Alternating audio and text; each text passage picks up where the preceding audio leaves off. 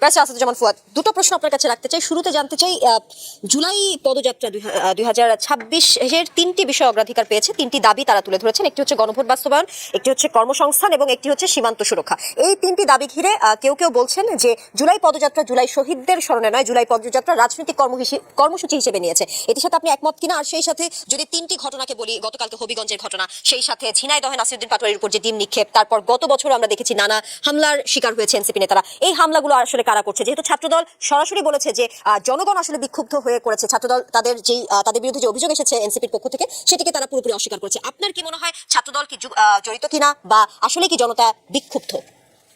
ধন্যবাদ।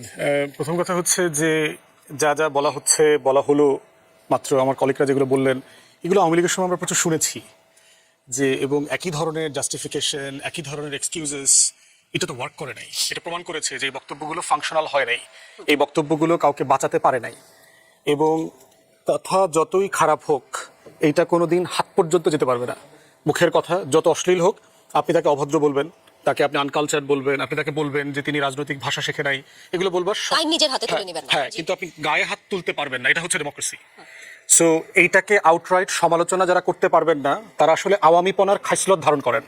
Political violence utterly condemnable, and that's full stop. এখানে কোনো যদি কিন্তু তবে নাই। আমার বাপমা তুলে গালি দিছে, তো আমি কিভাবে সহ্য করি, তো এই সেই। এখন ধরেন তাকে মাফিয়া বলছে, ধরেন ঝিনাইদহে যে ঘটনার কথা আপনি বলছেন, ওখানকার এমপিকে বলছে সে সন্ত্রাস লালন পালন করে, সে একটা মাফিয়া। তো নাসিরউদ্দিন পাটোয়ারিকে যখন আপনি এই ঘটনার পরে ছাত্রদল যুবদলের পোলাপান পিটাইলো, তখন তার বক্তব্যটা সঠিক প্রমাণিত হইল না? একই জিনিস হবিগঞ্জে গিয়ে এসে বলছে, এখানে একজন মাস্তান আছে, চাঁদাবাজি করে, গুন্ডা পান্ডা পালে। তারপরে যখন তাকে মারলো, তো কথাটা সত্য প্রমাণিত হইল না? তাহলে আসলে কি আপনি আপনাকে ডিফারেন্ট প্রমাণ করলেন, না আপনি আসলে এনসিপির নেতাদের জাস্টিফিকেশনটাকে প্রমাণ করলেন যে আসলে আমি মাফিয়া? আসাদুজ্জামান ফুয়াদ, যেমনটা আমি আপনাকে প্রশ্নও বলছিলাম যে ছাত্রদল তো পুরো বিষয়টিকে অস্বীকার করেছে এবং বলেছে যে বিএনপির কোনো সম্পৃক্ততা নেই। এই আলাপটা আওয়ামী লীগের আমলে আমরা প্রতিদিন শুনছি। ফৌজদারি অপরাধ করেছে, আপনি সিম্পলি ফুটেজ এভিডেন্স দেখে গ্রেফতার করে বিচার করবেন। সে ছাত্রদল করে কিনা, না ছাত্রলীগের লোক আইসা আপনার এখানে হবিগঞ্জ জেলা ছাত্রদলের গেঞ্জি পরে আপনার পিটাইছে, আমার এদিকে যাওয়ার দরকার নাই। তো কোনো দলের দিকে আপনার যাওয়ার দরকার নাই। আপনি এখানে একজন মানুষকে পিটানো হয়েছে, সার্কিট হাউস মানে একটা জেলার সবচেয়ে গুরুত্বপূর্ণ রাষ্ট্রীয় স্থাপনার একটা, সেইরকম একটা সিকিউর জায়গাতে গিয়ে পিটিয়েছে। কোনো যদি কিন্তু তবে দরকার নাই, সিম্পলি আপনি বিচারের আওতায় আনবেন। তারপরে যদি মনে হয় যে এনসিপির কোনো নেতার কথাবার্তা অসংযত, সেটাও বলেন। প্রয়োজনীয় এনসিপির অফিসের সামনে গিয়ে মানববন্ধন করুক বিএনপির নেতারা, যে আমরা চাই আপনাদের রাজনৈতিক অভদ্র আচরণ এবং শব্দ প্রয়োগ আপনারা বন্ধ করেন। আপনারা মানববন্ধন করেন, আপনারা তাদের বিরুদ্ধে বক্তব্য দেন না, কিন্তু গায়ে হাত তুলতে হবে কেন? এইটা কোনোভাবে সমর্থনযোগ্য না। এবং মাথায় রাখতে হবে, এই ধরনের বীর পুরুষদেরকে কিন্তু আমরা দেখি নাই যখন এক কাপড়ে 40 বছরের বাসা থেকে আমাদের অত্যন্ত জনপ্রিয় সম্মানিত প্রধানমন্ত্রী বেগম জিয়াকে বের করে দিয়েছে। আমরা সেই বীর পুরুষদেরকে দেখি নাই যখন বালুর ট্রাক দিয়ে তাকে আটকে রাখা হয়েছিল, মার্চ ফর ডেমোক্রেসিতে বের হইতে পারেন নাই। এই বীর পুরুষদেরকে আমরা দেখি নাই 17 বছর পল্টনের দরজা খুলে মিছিল মিটিংয়ে বের হইতে। রিজভী ভাইকে, মহাসচিব ফখরুল ভাইকে যেভাবে ছাত্রলীগ আওয়ামী লীগের লোকজন গুন্ডা বাহিনীর লেলিয়ে দিয়েছিল, এই বীর পুরুষ আমরা দেখি নাই। যেভাবে এখন আওয়ামী বীর পুরুষদেরকে দেখা যাচ্ছে না। অতএব এই বীরত্ব দেখানোর ভিতরে রাজনীতি নাই। সরকারি দলের কথা বলছেন না আমার প্রিয় বাবু ভাই, সরকারি দলের চামড়াটা একটু গন্ডারের মতো হইতে হয়। যদি মনে করেন পারবেন না, রাজনীতি ছাইরা বাসায় গিয়ে চাকরি বাকরি করেন, শাড়ি চুরি পরে প্রাইভেট জব করেন, কিন্তু পলিটিক্স করতে আসে না। যদি সরকারি দলের রাজনীতি করতে চান, আপনি যেটা বলছিলেন যে ছাত্রদলের সম্পৃক্ততা নেই বা বিএনপির সম্পৃক্ততা নেই, সেটা ডাজন্ট ম্যাটার। কিন্তু এই যে ধরুন 1.5 বছরে যে মবের কথা বলছিলাম, আমি শুরুতেও বলছিলাম, সেই সময় আপনি উপস্থিত ছিলেন না, যে মবের সৃষ্টি হয়েছে বা সেটা থেকে কি আসলে জনরোষ তৈরি হতে পারে? মবের কোনো সম্পর্ক নাই। এটা হচ্ছে বয়ানের প্রশ্ন, আপনি যেটা বলছেন আওয়ামী ন্যারেটিভের কোশ্চেন। এখানে মবের কোনো ইস্যু নাই। এটা হচ্ছে এই সোনার বাংলাতে রাজনীতি সহিংসতা মুক্ত করবার জন্য আমাদের রাজনৈতিক দলগুলো চেষ্টা করে নাই। এখানে ক্যাম্পাসে আলোচনা করা হয় কোন দলের কয়টা হল আছে, কয়টা অস্ত্র আছে, কোন রুমে ছিলেন। আমার প্রিয় বাবলু ভাই বিশ্ববিদ্যালয়ের ছাত্র রাজনীতি দেখছেন, সশরীরে দেখছেন 80-90 দশকে। আমরা কখনো কথা বলেছি এগুলো নিয়ে? বিশ্ববিদ্যালয় কি অস্ত্রের আলাপের জায়গা? উনি কর্পোরেট ওয়ার্ল্ডে ছিল, আমরা সবাই লম্বা সময় দেশের বাইরে ছিলাম। বিশ্ববিদ্যালয়ে ক্যাম্পাসে মারামারি নিয়ে আলোচনা, এটা নিয়ে কখনো কথা বলেছি? শুধু আমার দল সন্ত্রাস করলে এটা সহনশীল, এটার ভিতরে এক্সকিউজ আছে, অন্য দল করলে নাই। এইটা কনক্লুশন আসতে হবে, এটা মবের সাথে সম্পর্কিত। ছোট করে জানতে চাই ব্যারিস্টার আসাদুজ্জামান ফুয়াদ, যেহেতু বলছিলেন যে জনরোষ তৈরি হওয়ার মতো এইটার সাথে আসলে সম্পৃক্ততা নেই, ঘটনার সাথে বলছিলেন, আওয়ামী লীগের কথাও আপনি বলছিলেন। আওয়ামী লীগের সময়ও তো আসলে তারা বলতো যে জনগণের কোনো ক্ষোভ নেই তাদের বিরুদ্ধে, কিন্তু পরবর্তীতে তো আমরা দেখেছি। তো এখনো কি সেই ঘটনা হচ্ছে কিনা, বা আপনার কি মনে হয়? প্রশ্ন হচ্ছে যে বিমূর্ত থাকতে হবে, গ্রহণযোগ্য মাত্রায় থাকতে হবে। গণতন্ত্রে কোনো কুতুবের জন্ম হয় নাই যাকে নিয়ে সমালোচনা করা যাবে না। সব কুতুবের সমালোচনা করা যাবে, এবং সমালোচনাটা করতে পারাটার জন্য রাষ্ট্র নিরাপত্তা দিতে বাধ্য। ইংল্যান্ডে হাইড পার্ক নামক একটা হাইড পার্ক আছে, এখানে স্পিকার্স কর্নার করে দিয়েছে রাষ্ট্র শুধুমাত্র সরকারকে গালি দেওয়ার জন্য, এবং ওখানে পুলিশ দাঁড়ানো থাকে সারাদিন তাকে প্রোটেকশন দেওয়ার জন্য। তো আমরা জুলাই গণ অভ্যুত্থানের পরে, গণ অভ্যুত্থানটা হয়েছে কেন, আওয়ামী ফ্যাসিবাদের কোন কোন জায়গায় আমরা আহত হয়েছিলাম, যে আমাকে ভেন্টিলেট করতে দিচ্ছে না, আমাকে কথা বলতে দিচ্ছে না, আমাকে দ্বিমত করতে দিচ্ছে না, সমালোচনা করতে দিচ্ছে না। অতএব দ্বিমত সহ্য না করতে পারলে আপনি সরকার পরিচালনার দায়িত্ব কেন নিচ্ছেন? অবশ্যই এটা এলাও করতে হবে। জি, ফজলুদ্দিন বাবুল, এনসিপি নেতা নাসিরুদ্দিন পাটোয়ারি যে অভিযোগ করেছেন তার ফেসবুক পোস্টে যে আইন শৃঙ্খলা বাহিনীর যে উন্নতি বা তারা আসলে সামনে থেকেও আসলে তেমন কোনো ভূমিকা রাখেনি, এবং তার ধাওয়ার মুখে পড়ে সার্জিস আলমের গাড়ির শহরের সোনালী ব্যাংকের ভবনে আশ্রয় নেয়, এবং এরপরে এনসিপি নেতাকর্মীরা নানা অভিযোগ করেন। যেমন এনসিপি নেতা নাসিরুদ্দিন পাটোয়ারি অভিযোগ করেছেন, তিনি দাবি করেছেন ঘটনাস্থলে পুলিশ ও র্যাব উপস্থিত থাকলেও তারা কার্যকর কোনো ভূমিকা নেয়নি। এই ঘটনায় পুলিশের ভূমিকা নিয়ে আপনার বক্তব্য জানতে চাই। আইন শৃঙ্খলা পরিস্থিতির যে উন্নতি নিয়ে বরাবরই সরকারকে কথা বলতে দেখেছি, যে উন্নতি কিছুটা হলেও হয়েছে, এখানে আপনি কি বলবেন? জি, ধন্যবাদ। প্রথম কথাটা আমি আমার প্রথম কি বলবো সূচনা বক্তব্যে আমি বলেছি, ফুয়াদ ভাই অনেকটা শোনেনি, যে আমি এটাকে কন্ডেম করেছি। এইটাকে কন্ডেম করেছি, কে করেছে না করেছে, এবং এসপি নিজেও তার সাক্ষাৎকারে সাংবাদিকদের বলছিলেন যে যদি এখানে কোনো আমরা ফুটেজ দেখে পরীক্ষা নিরীক্ষা করে মামলা হলে আমরা ব্যবস্থা নিব। এটাই নিয়ম, এটাই প্রথা এবং এইটাই আইন। এখন আমরা ঢালাওভাবে বলতে পারবো না যে উমুকেই মেরেছে, এমন কোনো পরিচিত কোনো লোককে আমরা মারতে তো দেখিনি। এক, দুই, আমি একটু ওই জায়গায় আসবো। সেটা হচ্ছে যে ফুয়াদ ভাই একটা কথা বলেছেন, সেটা হচ্ছে এই ন্যারেটিভটা নিয়ে আমার কথা বলাটা, মানে কাউকে মাফিয়া বললে বিরুদ্ধে যে তাকে চপেটাঘাত দেয়, এটাই যদি তাহলে প্রমাণ হয় মাফিয়া, তাহলে ওই যে একটা কথা কিন্তু ফুয়াদ ভাই বলতেন যে বালির ট্রাক আমরা সরাতে পারিনি। আমি কিন্তু বিএনপি করেছি, আমরা কিন্তু মানববন্ধন করেছি, পদযাত্রা করেছি, তখন কিন্তু ফুয়াদ ভাইরাই বলতেন যে আমরা কি এই মানে কিছুই করতে পারিনি, ভাঙচুর করতে পারিনি। বিএনপি এতটা অত্যাচারিত হয়েছে, একটা বাজে শব্দ, অগণতান্ত্রিক শব্দ যেটা সমাজে গ্রহণযোগ্য নয়, এমন একটি শব্দ কারো মুখ থেকে আসেনি। আপনি যেটা বললেন, আমরা তো অবশ্যই আমরা নিয়মতান্ত্রিক ব্যাপক করেছি, আমরা অন্যদেরকে এত দেখিনি, এবং আপনারাও ছিলেন যতটুকু আমি জানি যুগপৎ আন্দোলনের সাথে অনেক জায়গায় আপনারা কর্মসূচি করেছেন, আপনি দেখেছেন যে বিএনপি কিরকম কর্মসূচি করে। বিএনপি গাড়ি ভাঙার রাজনীতি করে না, মানুষকে পেটানোর রাজনীতি করে না। আপনি যেটা বলেছেন এই সংজ্ঞাটাকে সাথে আমি আবারও চ্যালেঞ্জ করতে চাই, যে কেউ যদি করেই দেয় তার মানে যে সে মাফিয়া হয়ে গেল, এটার সাথে আমি একমত নয়। সে একটা অন্যায্য কাজ করতে পারে বড় জোর সে নন ডেমোক্রেটিক আচরণ করেছে, বাট তার মানেই না যে সে প্রমাণ করলো যে তাহলে তো আমরা শেখ হাসিনাকে তো আমরা সুন্দর করে নমো করে যদি লাইন ধরে বলতাম যে দিদি তুমি চলে যাও, দিদি চলে যাও, দিদি কি চলে যেত, দিদিকে চলে যাওয়ার জন্য আমাদেরকে দিদিকে হিট করতে হয়েছে, আমরা পুলিশকে মেরেছে আমাদের ছেলেরা, এটাই তো সত্য। আপনি কি সেটা তাহলে বিচার করবেন? ওটাকে আপনি কি বলবেন? কাজে ওই ডেফিনেশনে গেলে আমার মনে হয় না যে that would be proper definition. But তার মানেই না যে এটাকে আমি সাপোর্ট করছি, এটাকে আমি অবশ্যই কন্ডেম করি, কারণ বিএনপির জন্মই হয়েছে, এবং যে বিএনপির আদর্শের মূল জায়গাটাই হচ্ছে যে সবাই রাজনীতি করবে, সেটাই হচ্ছে বহুদলীয় গণতন্ত্র। আপনি আপনার কথা বলবেন, আমি আমার কথা বলবো, যে কারণে শহীদ প্রেসিডেন্ট জিয়াউর রহমান 75 পরবর্তীতে পত্রিকা খুলে দিয়েছেন, যে কারণে ইসলামিক দলগুলোকে রাজনীতি করবার জন্য উনি জায়গা দিয়েছেন, এমনকি আওয়ামী লীগকে উনি পুনর্নিবন্ধন ওনার সময়কালে হয়েছে। এগুলো তো ইতিহাস। কাজে আপনি ওইভাবে এটাকে যখন চিত্রায়িত করবেন, সংজ্ঞায়িত করবেন বা ন্যারেটিভ দিবেন, আমি ওইটাকে সাপোর্ট করছি না। দ্বিতীয় কথা হচ্ছে, বাংলাদেশের ইতিহাস কিন্তু, বাংলাদেশের শুরু কিন্তু প্রতিবাদের, এবং সেটা 52 বলেন, 47 বলেন, 71 বলেন, 69 বলেন, যেটাতেই আসেন না, 24 বলেন, এটা প্রতিবাদের। কিন্তু আপনার ভাষাটা গণতান্ত্রিক হতে হবে। শেখ হাসিনা ওয়াজেদ গণতান্ত্রিক ছিল না, সেটার বিরুদ্ধেই আমাদের কথা ছিল। শেখ হাসিনা ওয়াজেদ বাজে কথা বলতো, কাউকে চুপ করে ডুবে মারতে চাইতেন, কাউকে বৃদ্ধ বয়স এই জন্য মেরে ফেলতে চাইতেন। এই কারণেই কিন্তু আমাদের এই 24টা ঘটেছে। এখন আসেন যে আরেকটা কথা বলেছেন, বিশ্ববিদ্যালয়ের অস্ত্র নিয়ে আমরা কথা বলিনি। আমি তো ভাই আজীবনই কথা বলেছি বিশ্ববিদ্যালয়ের সন্ত্রাস নিয়ে, বিশ্ববিদ্যালয়ে পড়ার সময়ই বলেছি, বিভিন্ন সেমিনারে বলেছি, বিভিন্ন আলোচনায় বলেছি, বিতর্কে বলেছি, কোনো সময় রাজনৈতিক সভাতেও বলেছি।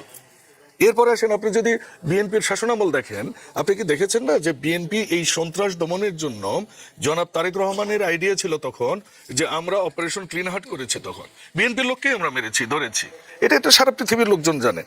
আরেকটা কথা যেটা বললেন যে সমালোচনা করার সহ্য করতে হবে, গায়ের চামড়া মোটা করতে হবে, আছেই তো ভাই, না হলে তো নাসিরুদ্দিনকে আমি ওর উত্তরগুলো দিই না তো, শুনছি তো, তাদেরকে অপশন তো দিচ্ছি তো। কালকে যদি বিএনপি মনে করে যে এনসিপি কে রাজনীতি করতে দিবে না, এনসিপি রাস্তায় থাকতে পারবে না, আমি অনিয়ারে দিচ্ছি। কারণ আমরা চাই গণতান্ত্রিক রাজনীতি হোক, সকল রাজনৈতিক দল ফ্যাসিস্টরা ছাড়া সবাই রাজনীতি করবে। আজকে বিএনপি না চাইলে কি আওয়ামী লীগ নিষিদ্ধ আইন পাশ হইতো? আপনি কি মনে করেন পাশ হইতো? হইতো না। তো আমরা তো অন্যদেরকে রাজনীতি করার অপশনটা দিতে চাই। আর যখন কেউ অকথ্য ভাষায় গালি দিবে, আমি তখন বলবো না না, উনি ডেমোক্রেটিক কথা বলেছেন, ওনার অধিকার আছে। এই ওই যুগে যাওয়ার মতো যুগ এখনো বাংলাদেশে আসেনি, আমেরিকাতেও নাই। শেষ কথা, স্যার বলেছেন একটা কথা, অ্যাডভোকেট মোহাম্মদ মহসিন হোসেন, যে দেশের রাজনীতিই করে না। আমার কিন্তু কখনো কখনো ঠিক ওইরকমটা মনে হয়। আবার যখন আমরা জুলাই অভ্যুত্থানে এই বাচ্চাগুলোকে যখন দেখি, মানে কি একটা নিষ্পাপ চেহারা নিয়ে বসে আছে এই সেই ডিবি অফিসে বিএনপির হয়তো 500 জন লোকও ছিল ওই সময়, ধরা খেয়েছিল, কিন্তু তারা কিন্তু ছোট মানুষ ছিল, তারা অনেক স্যাক্রিফাইস করে এসেছে। আমরা চাই যে এনসিপি বলেন, জামাত বলেন, এবি পার্টি বলেন, সবাই রাজনৈতিক চর্চা করবে, রাজনৈতিক তাদের দলের আদর্শ বলবে, জনগণের জন্য কি বলবে তারা দেশের গণতান্ত্রিক আন্দোলনটাকে গণতান্ত্রিক ধারা থেকে অক্ষুণ্ণ রাখার জন্য সবাই ভূমিকা রাখবে, সেটাকে আমরা সবসময় স্বাগত জানাই। নিশ্চয়ই। অ্যাডভোকেট মোহাম্মদ মহসিন রশিদ, হবিগঞ্জের শায়েস্তাগঞ্জ থানার ভারপ্রাপ্ত কর্মকর্তাকে প্রকাশ্যে হুমকি দিয়ে জুলাই আন্দোলনের কর্মী মাহাদি হাসান বলেছিলেন, বানিয়াচং থানা কিন্তু আমরা পুড়িয়ে দিয়েছিলাম, এসআই সন্তোষকে কিন্তু জ্বালিয়ে দিয়েছিলাম। এবং বাংলাদেশ পুলিশ অ্যাসোসিয়েশন এক বিবৃতিতে জানিয়েছে দেশের 450টিরও বেশি থানা সেই সময় আক্রান্ত হয়েছে, পুলিশকে মেরে ঝুলিয়ে রাখা হয়েছে ফুটওভার ব্রিজে। এই যে পুলিশের ভূমিকা নিয়ে আমরা একটু আগে কথা বলছিলাম, প্রশাসনের ভূমিকা কিংবা পুলিশের ভূমিকা বা আইন শৃঙ্খলা বাহিনী যে উন্নতি হয়েছে সরকার বলতো, সেই ক্ষেত্রে এবার পুলিশের মধ্যে কি কোনো দ্বিধা বা শঙ্কা কাজ করছে এই ভূমিকা পালন করতে? কি বলবেন, সেই ট্রমা কি কাটিয়ে উঠে তারা সক্রিয় হতে পারছে না? একটা কথা বলছি, সেটা হলো যে ফওয়াদ আমার ছোট ভাই, সে জানে ওনাদের অফিসে অনেক বক্তব্য রেখেছে। শেখ হাসিনা যখন ছিলেন অনেক কড়া কড়া কথা বলেছে, ওরাই বলতো যে আরে দেখো আবার কি বললো। ইস্যু সেটা না, ইস্যু হচ্ছে যে আমাদের পুরা সমাজ ব্যবস্থাটাই ধ্বংস হয়ে গেছে। আপনাকে এই সমাজ ব্যবস্থাটা যদি ঠিক না করতে পারেন, তাহলে পলিটিক্যাল কনটেক্সটে যা হচ্ছে তাই হবে। এবং I have to disagree with Fawad, because আমাদের কালচারটাই হয়ে গেছে মারপিটের। আমাদের এখন পলিটিক্যাল লেক্সিকন, আমাদের যেটা আছে, এর মধ্যে সাওয়া মাওয়া ঢুকে গেছে। আগে তো এটা ছিল না, ঢুকছে তো জুলাই পরে। কাজে গালাগালি এইটা এখন has become part of politics. Because এটার পিছিয়ে কারণ আছে। আমাদের যে রাজনীতি, এটাই 15 বছর 17 বছর শেখ হাসিনা তখন হয় নাই। আমাদের রুগ্ন রাজনীতি অনেক দিন থেকে চলছে, আমাদের স্বাধীনতার পর থেকে রাজনীতি রুগ্ন হয়ে গেছে। ইভেন যখন আওয়ামী লীগ আগে ক্ষমতায় ছিল, তখন এই যে সিরাজ শিকদার মিকদার কত কিছু হয়েছে না। দেন আপনি আয়েশা বাকশাল যখন করলেন, তখন এক ধরনের পরিস্থিতি হয়েছে। সো রাজনীতি, এই যে রুগ্ন রাজনীতির থেকে আমরা যদি বেরিয়ে নিয়ে আসতে পারি, তাহলে কিন্তু এই কালচার থেকে আপনি বের হতে পারবেন না। আর এই রুগ্ন রাজনীতি প্রিন্সিপালড রাজনীতি করতে হবে। আমরা কি কেউই প্রিন্সিপালড রাজনীতি করি না, আমিও করি না, because that is what the society is like. রাজনীতি করতে সম্ভব ভবিষ্যতে, সেটা কি সম্ভব? আমি জানি না পৃথিবী এখন যেদিকে যাচ্ছে, প্রিন্সিপাল রাজনীতিতেও হয় না। প্রিন্সিপাল রাজনীতি আমি, because today America has the most president, হিস্ট্রিতে নাই, ঠিক আছে, ইন্ডিয়াতে নাই, ডেমোক্রেসির কথা বলছি, প্রিন্সিপাল রাজনীতি নাই, পাকিস্তানে নাই প্রিন্সিপাল রাজনীতি। সো আমাদের এইগুলির চাইতে বেটার রাজনীতি হচ্ছে কিন্তু শ্রীলঙ্কায়, নেপালে, Bhutan is different, so I will not discuss Bhutan. So আমাদেরকে আমাদের সমাজটাকে ঠিক করতে হবে। লেটেস্ট থিং, এই সমাজ ঠিক করতে গেলে এডুকেশন পদ্ধতি ঠিক করতে হবে আপনাকে। এডুকেশন পদ্ধতি যদি আপনি ঠিক করতে যান, তাহলে এটাকে আপনার এমপ্লয়মেন্ট মুখী করতে হবে। এখন কি আছে সবার কাছে? আচ্ছা, আমাদের এখানে আরেকটা জিনিস হয়েছে, আপনি যদি রুরাল এরিয়াস বা এদিকে যান, অনেকেই বলে, বাবা মা খুব প্রাউডলি বলে কিন্তু, অ্যান্ড ওয়াই নট, আমার ছেলে মাস্টার্স করছে, very proud, I am also proud. কিন্তু কোয়েশ্চেন ইজ, ওই মাস্টার্সের ভ্যালিউটা কি in as much as employment generation is concern? আপনি দেশকে কি দিতে পারবেন? আজকে মাস্টার্স করে তো এখানে চা দিচ্ছে অনেক জায়গায়, গ্র্যাজুয়েশন করে আপনাকে টি বয় হিসাবে কাজ করতে হচ্ছে, ইউ সি। সো এইটা কেন হচ্ছে? Because the system is wrong. Systemic changes আমরা যদি না আনতে পারি, তাহলে শেখ হাসিনাকে দোষ দিয়ে কোনো লাভ নাই, আজকে তারেক রহমান সাহেবকে দোষ দিয়ে লাভ নাই। Latest change the system, education, সমাজ ঠিক করা কে করবে? জি, ব্যারিস্টার আসাদুজ্জামান ফুয়াদ, রাজনীতিতে সমালোচনা থাকবে, নিশ্চয়ই সেটি থাকবে, প্রত্যেক দলই সমালোচনা করবে অপর পক্ষকে, বিরোধী দল করবে সরকারি দলকে, সরকারি দল করবে বিরোধী দলকে, কিন্তু সেটারও তো শালীনতা প্রয়োজন, যেমনটা অ্যাডভোকেট মোহাম্মদ মহসিন রশিদ বলছিলেন, কিছু কথা উল্লেখ করেছেন। যাকে তাকে গডফাদার বলা, বা ধরেন আমরা দেখেছি জনাব ফজলুর রহমানের রাজধানী সেগুন বাগিচা তার বাসার সামনে অশ্লীল স্লোগান দিয়ে যে বিক্ষোভগুলো হয়েছিল, বা এই যে কিছুদিন আগে আমরা দেখেছি এনসিপি নেতা নাসিরউদ্দিন পাটোয়ারি প্রধানমন্ত্রীকে কটাক্ষ করে বলেছেন লন্ডন থেকে তিনি ভিক্ষার ঝুলি নিয়ে এসেছেন। সমালোচনা ঠিক আছে, কিন্তু সেক্ষেত্রে একটা দেশের প্রধানমন্ত্রী যিনি দেশকে পরিচালনা করছেন বা তার সরকার দেশকে পরিচালনা করছেন, তাকে কটাক্ষ করে এই ধরনের ভাষা কি ব্যবহার করা যায়? এটাও কি আসলে রাজনীতির অংশ? সেটা হচ্ছে রুচির, এটা ফৌজদারি অপরাধ কিনা, দুটো আলাদা জিনিস। একটা হচ্ছে দেখবেন যে মার্চ এপ্রিলে 6-7 জনকে ফেসবুকে স্ট্যাটাসের কারণে গ্রেফতার করা হয়েছিল, প্রধানমন্ত্রীকে নিয়ে, সরকারকে নিয়ে, জাইমা রহমানকে নিয়ে বেশ কিছু কটূক্তি করেছি। প্রশ্ন হচ্ছে যে আমার কথা বলার জন্য আপনি আমাকে ফৌজদারি অপরাধ সাব্যস্ত করে গ্রেফতার করতে পারবেন কিনা, সেটা সাইবার সিকিউরিটি অ্যাক্টে একটা প্যারামিটার বলে দেওয়া আছে যে আমার কথাটা কি ভায়োলেন্সকে ইনসাইট করছে কিনা, সহিংসতা লেলিয়ে দিচ্ছে কিনা, আমার কথার কারণে দাঙ্গাল মতো পরিবেশ তৈরি হচ্ছে কিনা, আমার কথার কারণে সংখ্যালঘু অথবা কোনো কমিউনিটি বিপদে পড়ছে কিনা, ন্যাশনাল সিকিউরিটি আপনার হ্যাম্পার্ড হওয়ার সুযোগ আছে কিনা, সেক্ষেত্রে কথাকে অপরাধ করা যাবে। কিন্তু যেই কথাগুলোর ভিত্তিতে রিয়াকশন শো করা হচ্ছে, এটাকে আপনি অভদ্রতা বলতে পারবেন। এটার সীমানাটা হচ্ছে কালচারালি সমালোচনা করে কন্টেইন করা, জবাবদিহিতার মধ্যে মুখোমুখি করা। কিন্তু এই কালচারে যদি যান তাহলে তো আগের মতোই হয়ে গেল। মানে বাবুল ভাই যেটা বলছে যে মানে আমরা বিএনপি চাইলে তো কেউ, না চাইলে কেউ রাজনৈতিক কর্মসূচি পালন করতে পারবে না, মানে এইটা তো গণতন্ত্র হইতে পারবে না। শক্তিকে কন্টেইন করার নাম হচ্ছে গণতন্ত্র, শক্তিকে প্রদর্শন করবার নাম গণতন্ত্র না। এখন আমরা কি ধরনের রাষ্ট্র শাসন ব্যবস্থা চাই সেটা তো আমরা লড়াইয়ের মধ্য দিয়ে, গণ অভ্যুত্থানের মধ্য দিয়ে আমরা ঠিক করবার চেষ্টা করেছি নিজেরা বোঝাপড়া করে। যেই শব্দগুলো বলছি, আমি উত্তর দিয়ে দিচ্ছি, যেই শব্দগুলো দেখেন শেখ হাসিনাকে আমার থেকে কড়া ভাষায় সমালোচনা করেছে এমন রাজনীতিবিদ বাংলাদেশে খুব কম আছে। কিন্তু আমি কিন্তু শেখ হাসিনাকে, শেখ পরিবারকে কোনোদিন একটা স্ল্যাং বলেছি? পার্সোনালি কি শেখ হাসিনাকে আমি কোনোদিন গালাগালি করেছি? ফেরাউনি শাসন ব্যবস্থার কথা বলছি, নমরুদীয় শাসন ব্যবস্থার কথা বলছি, যে আপনি ফ্যাসিবাদ কায়েম করছেন, আপনি হিটলারকে ফলো করছেন। এখন প্রশ্ন হচ্ছে এটার জন্য তো তারেক রহমান অথবা বিএনপি সরকারকে আমি প্রতিদিন সমালোচনা করছি, এই জন্য তো কোনো ব্যক্তিকে আমাকে অ্যাটাক করতে হচ্ছে না। আমি তার বক্তব্য, আমি তার কাজ, তার পলিসি, তার কন্ট্রাডিকশন প্রত্যেকদিন সেগুলো নিয়ে সমালোচনা করছি, আমরা এক টেবিলে বসে সমালোচনা করছি। কিন্তু বাবুল ভাই এই জন্য কোনোদিন ওনার বাসায় খাবার দাওয়ার দিতে দ্বিধা করবেন না, যে না এই লোকের দাওয়াত দেওয়া যাবে না, কিন্তু অভদ্র মানুষ, এটা করবে না। এখন এই প্রশ্নটা হচ্ছে যে আপনি আরেকজনের ব্যাপারে কি সবার কাছ থেকে জেন্টলম্যান বিহেভিয়ার আশা করতে পারেন? কিন্তু আমরা আলাপটা তুলবো যে এইটার একটা সীমানা আপনি আইন দিয়ে ঠিক করতে পারবেন না, এটা কালচার দিয়ে ঠিক করতে হবে, এটা আলাপের মধ্য দিয়ে ঠিক করতে হবে, ভাই ব্রাদার সুলভ সম্পর্ক দিয়ে তৈরি করতে হবে, গার্ডিয়ানশিপ দিতে হবে পলিটিক্সে, যে এইটা করা উচিত অনুচিত। দেখেন একটা ফ্যাসিবাদী শাসন ব্যবস্থার মধ্যে যদি লম্বা সময় কেউ থাকে, যেখানে অ্যাঙ্গার ভেন্টিলেট করা যায় না, সেরকম একটা জায়গায় যেসব তখন তরুণরা বেড়ে উঠেছে গত 20 বছর, তাদেরকে আপনি কিভাবে জাজ করবেন? সে দেখেছে যে কথা বলা যায় না, কন্টেন্ট করা যায় না। আপনি দেখেন অনলাইনে ফেসবুকে যে ভাষা আপনাকে গালাগালি করে, আমাদেরকে গালাগালি করে, আজকে তো দেখবেন মোটামুটি আপনাকে তো সাইজ করে দিবে মোটামুটি কি প্রশ্ন করছেন কি করেন নাই। এখন এইটাকে আপনি অপরাধ গণ্য করে করবেন, পিটায় ঠিক করতে পারবেন না, আপনি আরো ক্ষোভ বাড়ায় দিবেন?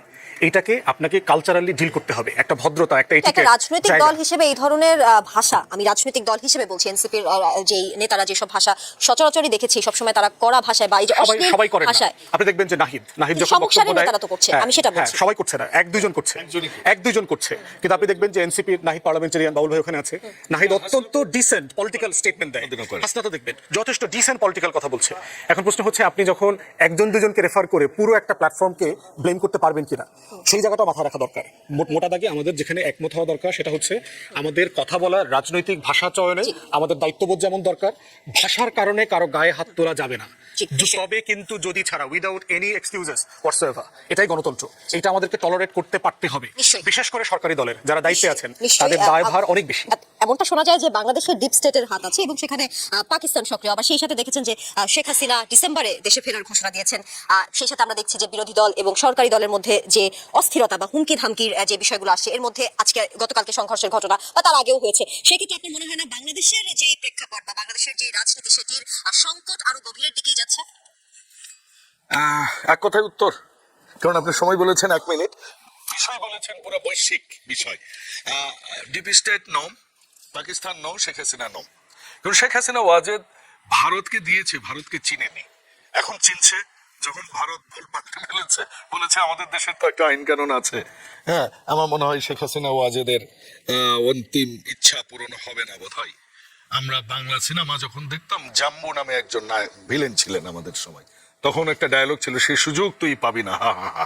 তো শেখ হাসিনা ওয়াজেদের এরকম কোনো সুযোগ, হ্যাঁ সুযোগ আছে, আমরাও তাকে চাই এদেশে। আমরা উনি যদি আসেন, শেখ হাসিনা ওয়াজেদ যদি আসেন, আইনে সমর্পণ করে আমরা তার বিচার এক্সিকিউশন দেখতে চাই, সেক্ষেত্রে আমাদের জন্য খারাপ হয় না। কিন্তু দ্বিতীয় কথা, পাকিস্তান ডিপি স্টেট, দেখুন এগুলো আলোচনা সমালোচনা চলবে ব্যাপক হারে।